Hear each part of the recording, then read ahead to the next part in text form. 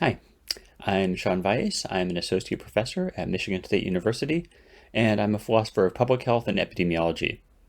In 2018, I published the book Philosophy of Population Health, looking at philosophical issues in the current line of research on how people's everyday living conditions either support or interfere with good health. I've been involved with the center since 2011, I believe, when I went to the annual conference. I've stayed connected with it since then because I think it's a wonderful place. And most recently, I gave a lecture at the center in February, which feels like forever ago.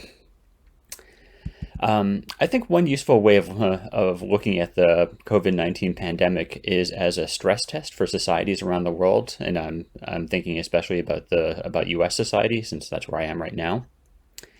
It's a disaster that's making cracks within societies wider and more visible.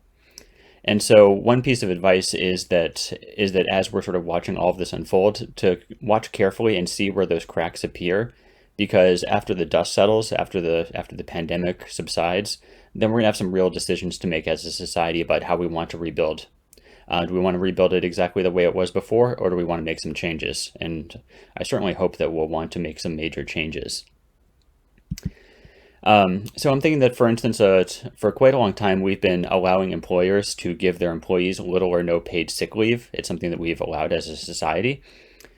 But now the idea of forcing employees to either show up to work sick or stay home and not have enough money to survive on looks like an extremely bad idea. But that's something we can change permanently. It was never really a good idea, I don't think. It's one thing that the lockdowns and the sudden loss of employment for a lot of people has showed us is really it's in a sense reminded us how many families are living paycheck to paycheck. So our economic system has left so many of us on the edge of personal disasters every single day, relying on whatever that next paycheck is in order to just scrape enough money together in order to survive. It means that our economic system has left us pretty badly prepared for the next disaster, whatever that might be. And also, it's not really nice to live on the edge every single day.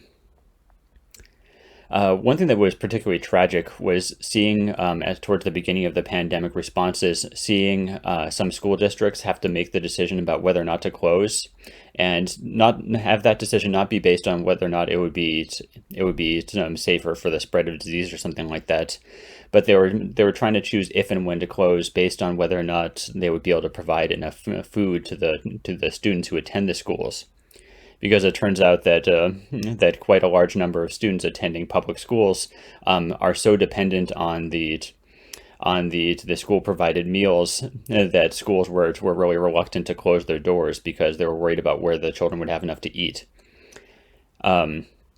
The thing is, though, if temporarily closing schools risks having children go starving, then it's pretty obvious we have bigger problems in our society than adapting our school calendars. Meanwhile, some nursing homes and elder care facilities have been absolutely devastated by COVID-19.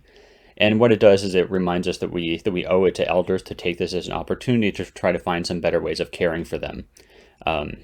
The bad conditions in a lot of these elder care facilities had been sort of swept under the rug for quite a while now.